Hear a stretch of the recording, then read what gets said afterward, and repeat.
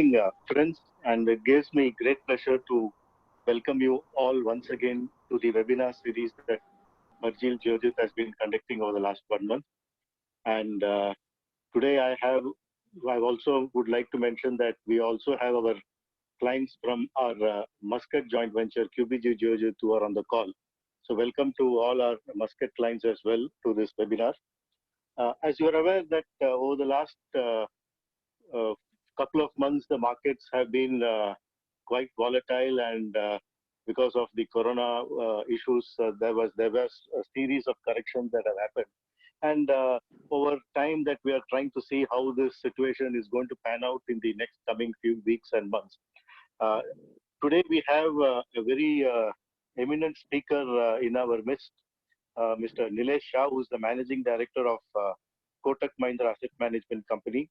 He has over 25 years of experience in capital markets and market-related investments, having managed funds across equity funds, income securities, and real estate for local and global investors. Mr. Nilesh is a gold medalist chartered accountant and a merit ranking cost accountant. And I'm sure many of our clients have had the privilege of hearing Mr. Nilesh when he had visited Dubai a couple of times to address our clients. And I thank Kotak and Mr. Nilesh in particular for agreeing to do this call with our clients. I now hand over the session to Mr. Nilesh. Please note that you have a Q&A or a chat bar that is available on webinars. You can please send your questions and through the chat or the Q&A mode. After Mr. Nilesh finishes his talk, we would then consolidate these questions and address them. Thank you, and over to Mr. Nilesh. Thank you, Krishnan. Very good morning to all of you. This is the most unprecedented crisis we are facing. We have never seen anything like this in the past. We just pray to the Almighty that we don't see anything like this in the future. This is truly na bhuto na bhavishyati movement for India and the world. We have seen medical crises in the past, like bird flu, swine flu, SARS, Ebola, MERS. We have seen financial crises like subprime and taper tantrum. But this is the perfect storm. A medical crisis has resulted into lockdown of activities to save lives. In the process, it is hurting real economy by shutting down economic activities. And in the process, it is impacting financial market.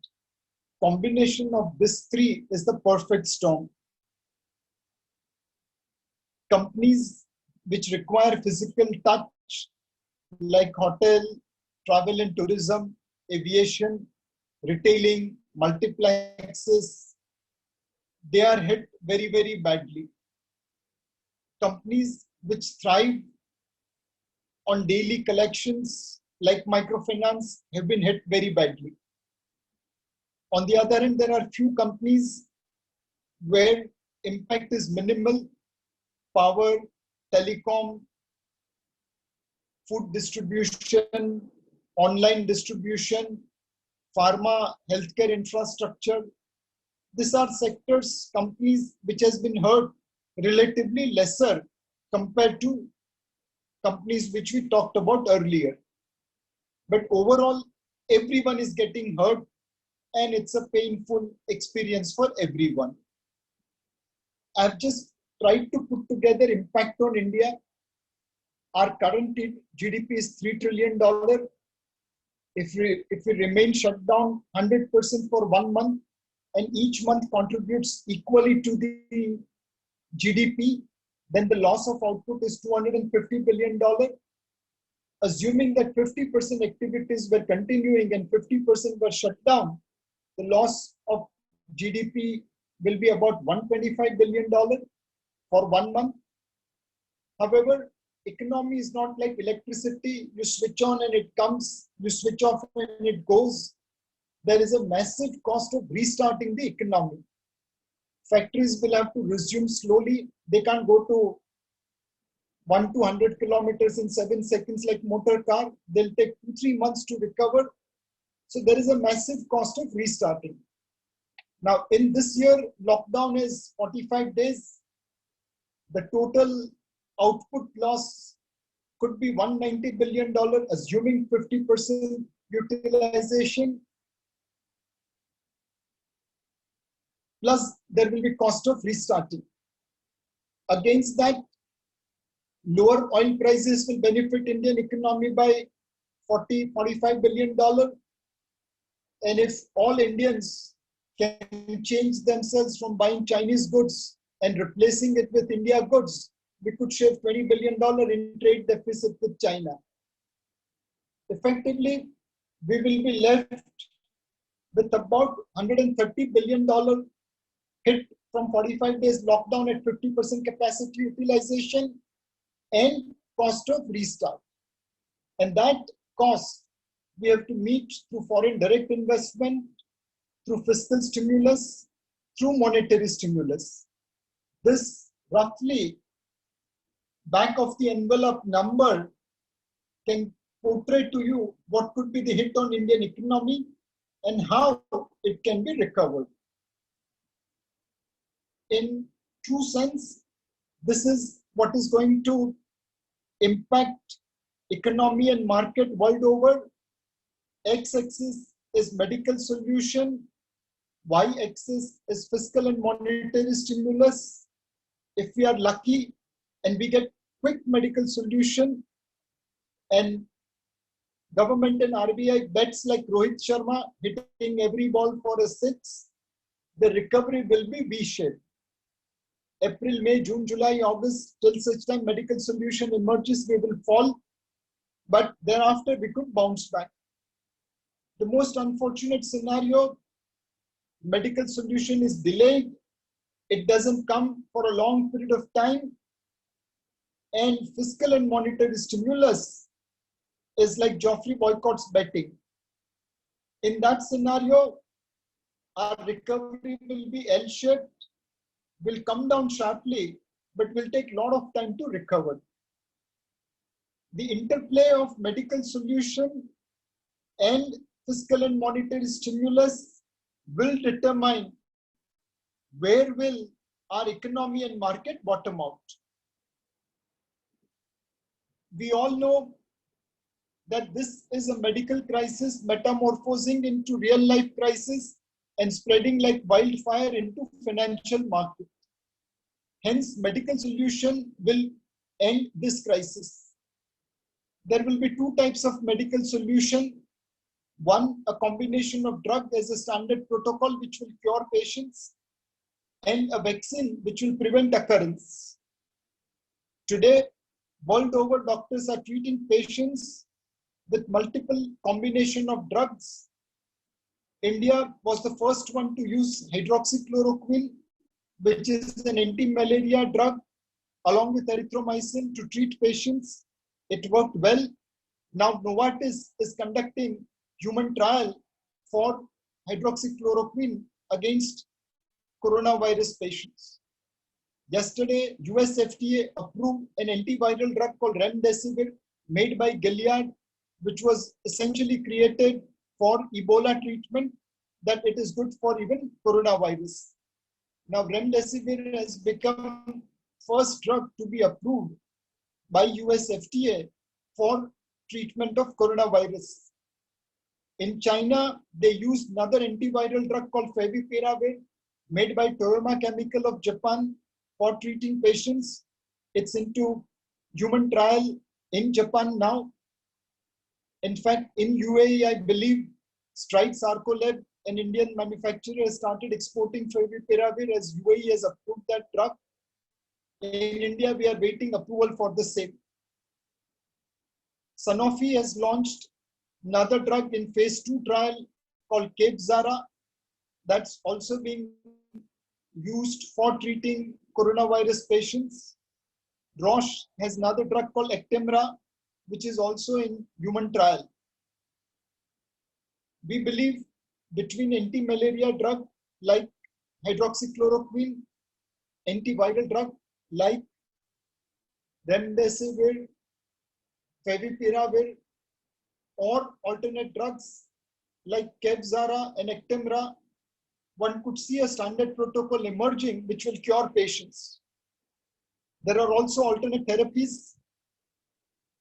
Plasma therapy is something which is being experimented upon. There aren't enough research on large number of population which can give confidence about the same. In University of Monash, they have used an antiparasitic drug called ivermectin for restricting replication of coronavirus in laboratory conditions. Obviously, they have to create human dosage and testing of the same. Somewhere, this existing drugs should give a standard protocol in terms of dosage and treatment so that governments can then open up economic activities. More importantly, we also need vaccine which will prevent occurrence of virus. Moderna, CanSino Biological, Gilead, Pfizer, Johnson & Johnson. These are some of the companies which are at various stages of human trial for their vaccine. The most promising vaccine is led by Dr. Sarah Gilbert of University of Oxford. They have commenced human trial on 500 plus patients on last Thursday. They have also given this technology to Serum Institute in Pune. Serum has taken a bold call of manufacturing 50 lakh vaccines and keeping it ready. In case human trials are successful, they will launch it immediately. Somewhere between drugs and vaccine, we need a solution which will allow government the confidence to open up the economic activities. Undoubtedly, there is huge pain for India because of lockdown. Companies after companies, sector after sector, business after business has been devastated. And there is an urgent need to support them. There will be massive cost cutting. All discretionary expenditure like travel, entertainment, business promotion, sales and marketing will be cut down dramatically. Rents will be renegotiated, salaries will be cut, jobs might be pruned in order to survive the downturn. While we all know the pain of coronavirus, there are some gains for India. Lower oil prices and lower trade deficit we talked about. But there are 2-3 other gains for India. Our current savings rate is about 30% of GDP. That helps us grow at 5, 6, 7%. If we want to grow in 10, 11, 12%, we need to augment our savings with foreign capital. Foreign capital can come to India in two parts: portfolio investments and foreign direct investments. MSCI and FTSE Russell, two benchmark index agencies, have increased India's weightage or have proposed to increase India's weightage by 30th June and 31st August respectively between 8 to 17%. This will enhance FPI flows to India between $3 to $7 billion over next 6 months whenever the revision happens. We must ensure that foreign portfolio investors remain overweight India by getting our house in order. The real opportunity for India lies in foreign direct investment. In 1980, India and China were of similar size. China became manufacturer to the world. India was left behind by a big margin. They left us behind by a significant margin as they march ahead to become $12 trillion economy. And we are struggling at $3 trillion. In 40 years, they outperformed us by 4 times. Now we have got the same opportunity again. Companies want to move out of China and they are being encouraged by current crisis. Two of the oldest civilization China gave Wuhan virus to world. India gave hydroxychloroquine tablet. China ने दर्द दिया, India ने दवाई दी. China ने जख्म दिए, India मरहम लगा रहा है. And by God's grace, we may even provide vaccine from serum to the rest of the world. This goodwill needs to be encashed in form of higher foreign direct investments. When Tata Motors was getting uprooted from Singur, it came to Sanand on one SMS of Suswagatam by then Chief Minister of Gujarat, Mr. Modi, to Sri Ratan Tata. When Tatas came to Sanand, land was given to them, power connection was given to them, infrastructure development had happened, approval for environmental came fast, and entire state was working with Tatas to help set up their factory.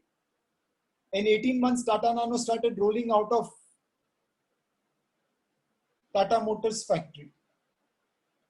The same we need to do in bringing companies out of China to India.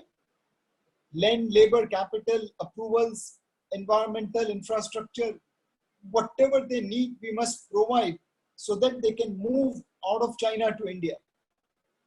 If we can capture this, growth will be taken care for years to come. In India, many years ago, many decades ago, actually Samsung came, which is a Korean chaebol. They made TV, fridge, AC, mobile phones in India. They make in India and sell in India. It is one of the most successful consumer durable company in India. But the turnover is $10 to $12 billion. They went to Vietnam much later, but they make in Vietnam and sell all over the world. Their turnover is $62 billion in Vietnam. Vietnam is 1/10 the size of India, but their turnover is 6 times higher than that in India. Now, how do we ensure that companies like Samsung come to India, flourish in India, and grow in India so that we ourselves also grow with them? This is our opportunity. As world is trying to move away from China to India, we need to grab it with both the hands. Today, market has partially discounted the positiveness of low oil prices, lower trade deficit, fiscal stimulus from RBI, fiscal stimulus from government, monetary stimulus from RBI, more capital inflows from FPI, and most importantly, supply chain diversification, which is causing companies to move away from China to India. Now, how much of this will materialize? Your guess is as good as mine. Today, markets have moved ahead in India, and clearly when you're looking at market, it looks like going up. On the other hand, when you look at economy, it's going down.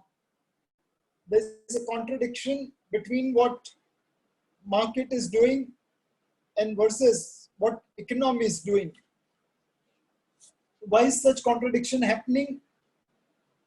We think that's because market is in uncertainty phase compared to risk phase. Market thrives to discount risk, but it hates uncertainty.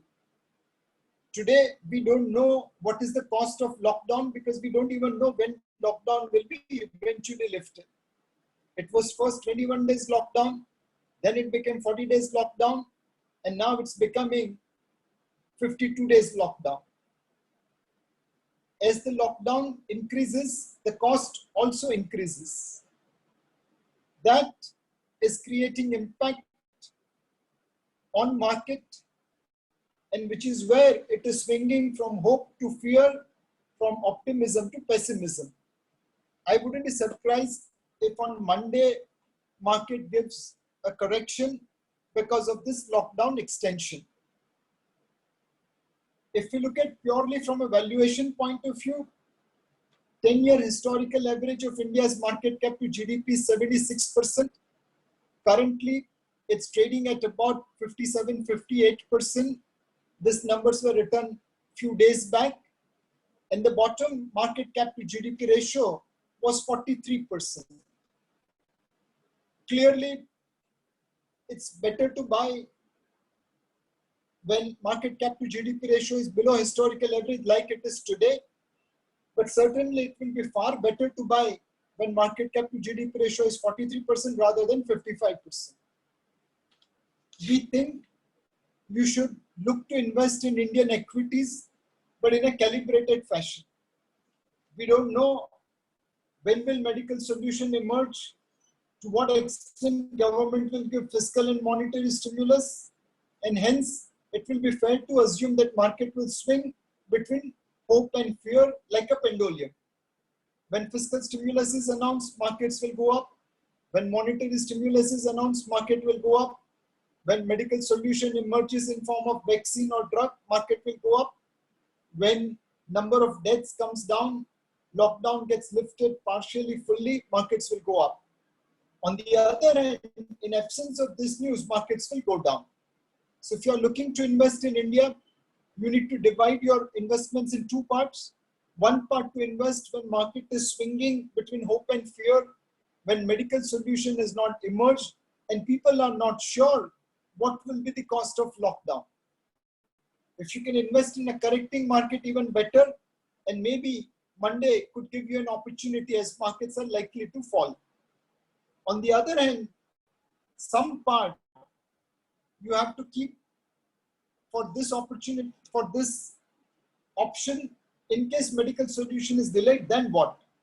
In that scenario, markets will fall substantially from current level, and hence you must keep some money to be invested once medical solution is emerged. That way you will be able to take advantage of lower valuation, also take care of medical solution in case it gets delayed.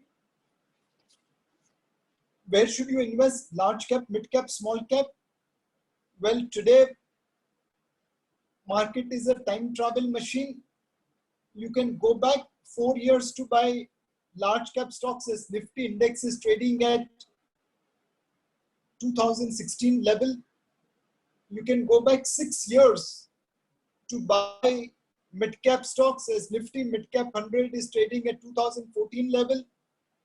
And you can go back 9 years to buy Nifty, to buy small cap stocks as Nifty small cap 100 is trading at 2011 valuation.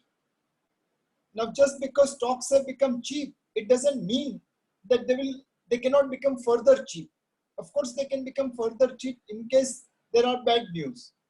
Normally, bad news and good prices are together, and good news and good prices are not together. अच्छे समय में अच्छे भाव मिलना बहुत ही मुश्किल है. You get good prices to invest only in bad news. Otherwise, why will market be trading at current level of valuation? So this disciplined investment by buying something when markets are uncertain and buying something when markets have found a medical solution will be a better way to average into the market. Large, mid, small, choice is yours depending upon how much volatility you can absorb. Generally, large cap moves first and then small and mid cap moves. So you could invest looking at your risk profile. The other worry is on US dollar INR rate. Clearly, rupee is likely to depreciate further. This is driven by comparative depreciation of other currencies in Asia. This year, we will be current account surplus courtesy lower oil prices. And despite that, rupee is likely to depreciate between 2 to 3%. Right now, rupee is near its fair value, and you must provide, let's say, 3 to 4% depreciation every year in rupee, as that's the inflation differential between rupee and its trade partners. It doesn't mean that rupee will always depreciate 2 to 4% every year. It may appreciate in 1 year, but may depreciate 8% in second year, and average will be still 3 to 4%.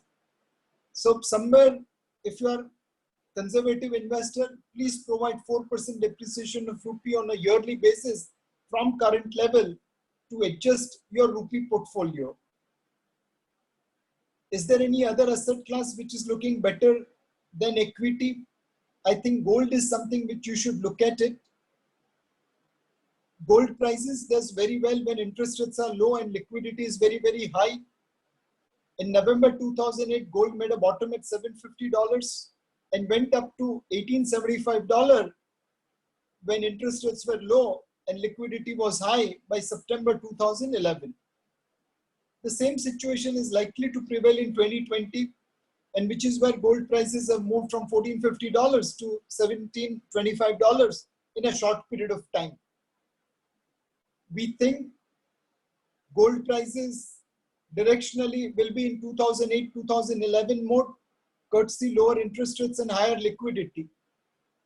Gold can get a significant boost if China decides to shift some of its reserves from hard currencies to gold.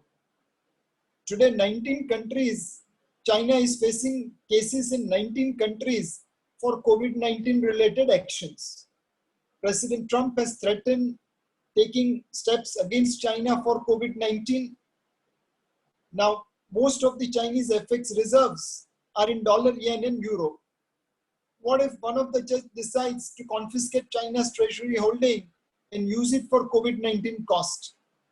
If that happens, clearly China could be in big trouble. In order to safeguard their interests, it's quite likely that China may move part of its reserves from hard currencies to dollar. And if that happens, we could see substantial boost to gold prices. So gold should be an attractive investment option for you, albeit keeping in mind that it has rallied from 1450 to 1725 in a short period of time. By investing in gold in UAE or in India, your currency risk is taken care as you will be playing on dollar assets. One thing you should remember, when you buy gold in Dubai, it's 12.5% cheaper compared to India, because India levies import duty of 12.5%. So it will make sense for you to buy gold in Middle East rather than in India, unless until you want to shift your money over here. Undoubtedly, these are very challenging times. There will be lots of trouble going ahead as economy tries to recover from the downturn. Many companies will suffer. Few companies which can take advantage of this downturn will benefit. These are the companies where cost is being cut. These are the companies which are repositioning themselves on newer opportunities. For example, if today my family says, Papa, there's too much heat, let's go and buy AC, my answer is most likely no. Let's defer it. Current AC, current fans are fine. But if they say there's too much of heat and I want ice cream, I'll probably agree. Low ticket consumer spending will continue. Big ticket consumer items will be deferred. Clearly, consumer staple and non-discretionary consumer goods will do better compared to consumer durable or discretionary consumption item. If you have a choice today of buying a shampoo which is anti-dandruff, which has protein, which will create dark hair, versus a normal shampoo at 30% discount to price, you will go for normal shampoo. There will be down trading in brands, and value for money brand will do far better compared to Uber luxury brands. Consumers will become aware about their wellness and healthcare. Governments will spend more money on healthcare. Clearly, companies which are into immunity boosting, wellness, fitness, healthcare infrastructure, medical equipment should do well in the days to come. A lot of people are moving on a work from home environment.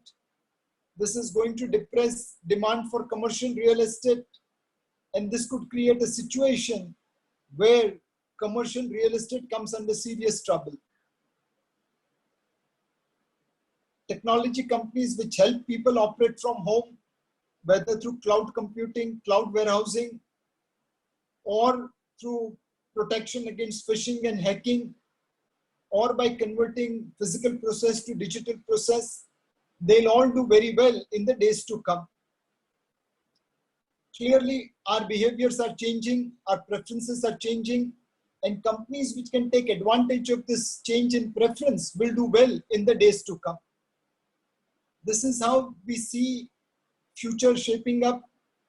It's going to be challenging, but then market has discounted a lot of it at 7,600 Nifty. At 9,500 Nifty, it has discounted some amount of positivity. But as I mentioned earlier, be it 9,500, be it 7,600, it's time to buy Indian equity rather than stay away from Indian equity.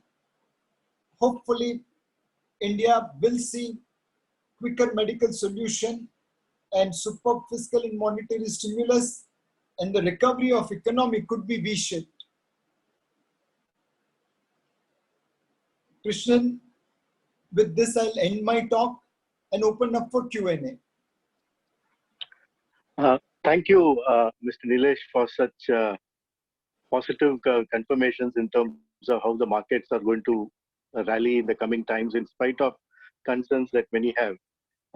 I have some questions that have started to come, and as a matter of fact, even before the webinar, some of our clients had sent across questions in terms of their investment portfolios as well. So I will quickly try and consolidate some of the questions that we have. The first question, I think a lot of people are worried in terms of the debt markets in India, especially in light of what happened last week with one of the asset management companies in India. So if you can guide in terms of whether, what is your view on the Indian debt market today, and should investors be skeptical about it, or they should consider looking at it as before? Sure. So what happened with Franklin Templeton is unique to them. They were invested in high yield papers, and today there are no buyers for the same, which prompted them to take this decision. We did see increased redemptions from panic investors on Friday and Monday, but all the other mutual funds were able to honor the commitments. Tuesday, Wednesday, Thursday onwards, redemptions dried down dramatically. They dropped between 60 to 90% for the industry. And now we are back to normal business. When we build portfolio, we provide for normal contingencies and redemptions, but obviously they are not geared to pay everyone at the same day. Fortunately, the Friday and Monday panic was well within our contingencies, and we were able to pay all the investors without any trouble. My recommendation to every one of you will be, please don't panic by looking at what Templeton has done. Please take a cold, calculated view on my portfolio. Let's say someone is invested in liquid fund. Instead of getting panicked by what Templeton has done, please look at my portfolio. And if any name you find not worthwhile, please redeem. But if you believe that this is a good quality portfolio, it will allow me to conduct my business on a normal day-to-day basis, then please stay invested. I will respect your judgment, and I'm quite confident that anyone who looks at my portfolio will get the confidence to stay invested. Even on the panic redemptions of Friday and Monday, we were able to repay our investors without any trouble. It shows that our portfolios are good in terms of credit quality as well as liquidity profile, and which is where we were able to pay you money. So don't go by gossip, don't go by WhatsApp messages. Just go to www.kotakmf.com, open our website, whichever fund you have invested, just see the portfolio, and I'm quite confident that you will get the confidence to remain invested. To give you an example, Krishnan, Tata Steel 3-year paper got placed in primary market at 7.9%.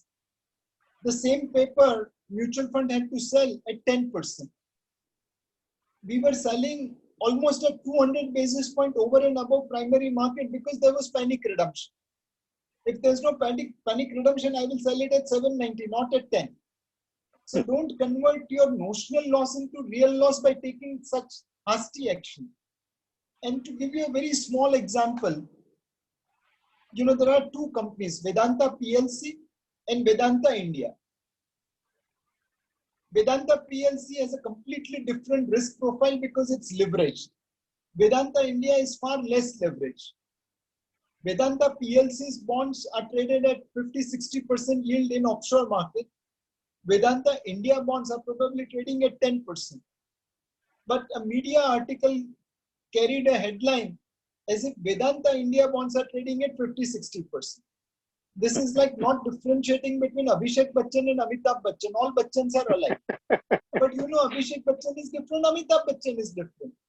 So don't go by this kind of panic. People are putting completely different things together to serve their point. Go by rationality, go by hard facts. Look at portfolio of any fund which you have invested. If you feel confident, stay invested. If you don't feel confident, then only redeem. Yes, thank you for this clarification. I think it was much needed in terms of giving clarity and confidence to investors to understand the situation in its right perspective. The next question, I think the common question that comes across is what should be asset allocation at this point of time in terms of how much people should look at large cap funds, small cap fund, big cap fund. So if we have to allocate, say in percentage terms, in terms of, like you mentioned rightly, to come in phases, but in this region, people also are looking at lump sum investments as a strategy apart from SIP. So if you have lump sum sort of investment strategies, what sort of sector allocations do people need to do? If you're looking to invest in lump sum, you must also borrow the trait of Kumbhkarna. Make investments and then go to sleep for 5, 10, 14 years. But unfortunately, modern day Kumbhkarna also wakes up when he sees markets correcting and NAV falling. I wouldn't recommend people to invest lump sum because there are too many moving parts. Medical solutions will have one impact. Fiscal stimulus will have another impact. Monetary stimulus will have another impact. Currency is another impact. If you try to invest on a lump sum basis, you are going to get hit between one of the moving parts. My recommendation will be, please do systematic transfer plan. I'm sure Burjil platform facilitated that quite easily. It sounds that you have to make 5-10 installment of investment, but it's very simple, very convenient. And the little pain which you will take by making investments in 5-10 installments over next 3-6 months, that will go a long way in helping you average into the market. Great. In terms of fiscal stimulus that is being proposed by the government, what is your view? Do you think it has been adequate? There's a perception that corporates have not been given enough benefits in terms of a stimulus announcement. Do you think some sort of announcements will come in, or is the government moving in the right directions on this matter? See, there are two kinds of companies. One which is cash flow mismatch. I have assets, they are good quality assets, but I have to pay salaries when my revenues have plummeted. So I need monetary stimulus, I need loans so that I can pay salaries and I will repay loan when things improve. But then there are businesses which require subsidies. Their businesses were average, but now because of this downturn, they have become bad. They need fiscal stimulus, there is no choice. Now government is talking with various industry association. Industry association also know that most crying baby gets the maximum milk. So they are also making their point of view.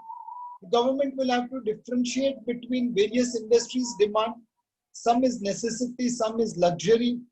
And what is necessity, they'll have to provide by way of stimulus. Principal economic advisor as well as certain ministers have made comment that fiscal stimulus is on its way. It's a bit delayed undoubtedly, but I'm sure it is on its way to support businesses through which we can hope to overcome current situation. As I mentioned, we have to fill a gap of roughly about $130 billion plus cost of restarting, and this can only be met through fiscal stimulus, monetary stimulus, and foreign direct investment. We have to leverage all the three tools to fund this loss. There are a few questions coming in terms of currency, your view on currency, and in terms of the USD continuing to be the reserve currency for the world. Will we find new currency models like digital currencies or cryptocurrencies? So the few questions are coming on these lines as well. So, as an Indian, I want a cryptocurrency backed by gold. There is a lot of similarity between Bitcoin and gold. Bitcoin is mined, so is gold. Bitcoin, once mined, cannot be destroyed, so is gold. Bitcoin is universally accepted as a payment mechanism, so is gold. More importantly, Bitcoin's history as cryptocurrency is very, very short, few years. On the other hand, gold has been part of exchange, part of monetary value for centuries. Now, we are the largest owner of gold in the world. Indians have the largest amount of gold in the world. So I will prefer a cryptocurrency backed by gold rather than Bitcoin, which can replace global currencies, which can become reserve currency. If that happens, gold prices will shoot through the roof. All Indians will become very wealthy. But then wishes can't be horses. If we see the history of reserve currency, it is always backed by military might. The Roman currencies become global currencies in those days because it was backed by Roman might. The Great Britain pound lost relevance as reserve currency because World War I and World War II destroyed Britain's military might. US dollar today is reserve currency because everyone is afraid of US military might. So dollar will remain reserve currency for some time to come. And China will not be able to replace US as reserve currency because clearly in today's term, people are afraid of China. They are suspicious of China. And they are unlikely to trust Chinese currency as a reserve currency because of what happened with Wuhan virus. So US dollar will remain as reserve currency for time to come. Of course, there will be experimentation on Bitcoin and so on and so forth. Perfect. I think if your views on a Bitcoin backed by gold, I think will be of great interest to many of us. I hope it comes true in the near future as well. Coming to sectors, Mr. Nilesh, in terms of non-banking NBFCs and banking sector, which seems to be very volatile in these times, what is your recommendation from on those? How would you look at these sectors at this point of time? Sure. So in the banking system, you have to look at two things. One, asset side, second, liability side. If asset side is weak, then trouble. If liability side is weak, then also trouble. If both are weak, big trouble. Now, on the asset side, look at if you are microfinance lending institute. How will you go to recover money? You are not allowed to step out of your house. And from whom you will recover your money? People who don't have money to pay for their food, will you be able to recover money from them? So microfinance institutions will go through terrible trouble. If you're commercial vehicle financier, will you be able to recover money from truck owner whose truck is stranded for last 1 month? Answer is no. So commercial vehicle financier also will suffer, but not as much as microfinance guy because he is backed by security of truck. Third, if you are a personal loan, unsecured loan grantor, I mean, unless until you have chosen a very, very good guy, that if the person defaults, what will you recover money from? His security is not there. So companies who are engaged in microfinance lending, companies who are engaged in commercial vehicle financing, personal loans, unsecured loans, they will be at a much higher risk. On the other hand, if you're a gold financing company, you don't have to worry. Gold prices have gone up, the borrower will come to pay you and get out his gold, because otherwise he will lose a lot more. In housing loan, again, there is not much worry because house has black market component. There is stamp duty, furniture, fixture, repair, maintenance. And the loan value of housing loan will be by and large lower than the asset value of house. So if you are in gold financing and in housing finance, you are better off. If you are in personal vehicle financing, two-wheelers, four-wheelers, you will be relatively okay. So you have to look at what is the asset side of an NBFC or a bank in order to determine whether it's worth investing or not. The second one is liability side. If I have 100 rupee balance sheet and I get 20 rupee redemption, I will sell my good assets to fund 20 rupee redemption. In that process, my residual balance sheet will become weaker and it will result into more redemption. On the other hand, on 100 rupee balance sheet, if I get 20 rupee, I will deploy this money at the best quality assets at the best rates in today's desperate times. And then my 120 will look even better and it will get me more flows. So if you are going to those banks, NBFCs, which are raising money, it's the best option. Effectively, in banks and financial services, big will become bigger and better and small will get marginalized. Try to realign your portfolio towards big companies, big banks, big NBFCs. Understood. You touched upon real estate sector when you talk, Mr. Nilesh, in terms of the challenges that commercial real estate would face. What about the residential properties? I mean, there are a lot of NRIs who are looking at the sectors have now put these investments on hold. When do you think would be a right time, or do you think that will be a good opportunity for the residential markets to revive in the near future? Well, this is the best time to buy residential property because entire bargaining power is with you. If you meet any developer, you just ask what was the last price at which he had sold. Let's say he'll say 10,000 rupees square foot. You straightway start negotiating at 3,000 rupees square foot. Seek 70% discount. Don't be ashamed in asking a large discount because you never know, that desperate developer may come and sell it to you. So bargain hard. You will get incredible deals today because most developers are in serious trouble. Great. There is a number of questions that is flowing in terms of sectors that one should look at. So I don't want to get into specific sectors at this point of time. So probably can you name some of the sectors that are looking good at this point, of the top 3 sectors you think that are good, moderate, and sectors that one should avoid? If you can just briefly mention those, I think it will be of great help to us. So I would like to portray this before I move to sector. See, there are businesses which are good and bad, and there are promoters which are good and bad. What are good businesses? Well, they earn more than the cost of capital. They earn 10% when their interest obligation is 8%. That way they'll make 2% return. The bad businesses have to pay 10% but earn 8%.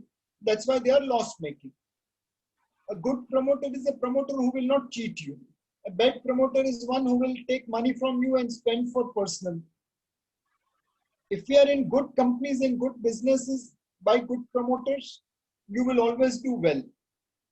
If you are in bad business and bad promoters, you will never do well. And on the other side, good business, bad promoter, or bad business, good promoter, at best you can do trading. Ideally, you should avoid, but then everyone likes a little bit of speculation, some masala, then you have to trade in this. But your investment always has to be with good business and good promoter. Now, which are the good businesses in the days to come? Chemicals and specialty chemical looks fantastic. China's market share has declined in global chemical market from 43% to 39%. And India's market share has gone up from 2.5% to 4%. We think this is like IT industry of 2000, where they started getting a foot in the door and then they jumped in. Same way, chemical companies are also getting foot in the door and now they are getting big orders. We think chemical companies will do well going forward. The other sector which will do well is insurance sector. More people will buy health insurance policies as they have become conscious courtesy coronavirus. And more importantly, other general insurance business have collected 12 months premium, but their claims will be for probably 11 months or 10.5 months. So insurance looks attractive looking at the current situation. Third, we are bullish cement and building materials. Cement capacity is augmenting at a very slow pace, and infrastructure spending will increase demand for cement. Of course, to some extent, slower residential and commercial activity will impact cement. But over a longer term, we think cement should do well as capacities are getting augmented at a much lower space, at a much lower speed, and import of cement is unlikely to happen. Essentially, what we are looking at is to buy good promoters in good business across various sectors, remain diversified, and try to capture what opportunities are coming. I think that summarizes very well in terms of the market outlook and what we can expect. The number of questions are free flowing, and I'm sure if there's anything, we will forward some to your team to get back to our investors down the line. And I thank you, Mr. Nilesh, for all the time taken to address our clients. There are many questions that are specific to funds and schemes. So please be in touch with our financial advisors who will be able to advise you in terms of which are the schemes that one can invest. For the benefit of people who participated today, which is close to 500, which is the outer limit that we had today. Please note that we'll also be sending the recorded version of this link to you so that you can hear this again at your leisure and get the maximum benefit out of it. Thank you, Mr. Nilesh and the team in Kotak for organizing this. Thank you. And we look forward to hearing from you very soon. Thank you very much, sir. Definitely. Stay safe, stay healthy.